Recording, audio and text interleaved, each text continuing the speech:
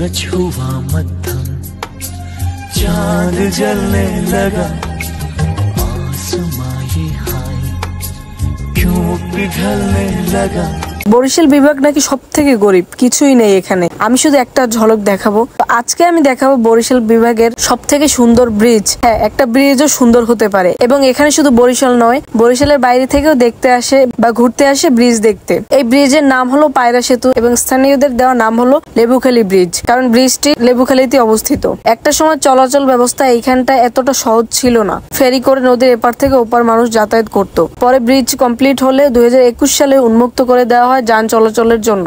এই ব্রিজে বিকাল থেকে ভিড়ও স্টার্ট হয়ে যায় মানুষের এবং সন্ধ্যার পরে পায়রা সেতু মনে হয় নতুন সাজে সেজে উঠে, এত সুন্দর লাগে দেখতে। এই ব্রিজের উপর থেকে সেনা ক্যান্টনমেন্টের ফুল ভিউ অনেক সুন্দর করে দেখা যায়। সব থেকে বড় বিষয় হচ্ছে এত পরিষ্কার পরিচ্ছন্ন, যা না দেখলে বুঝতে পারবেন না। পুরো এলাকাটা জুড়ে মনে হয় এটা বাইরের কোন একটা দেশ, যেখানে একটা কাগজ অব্দি পড়ে নেই।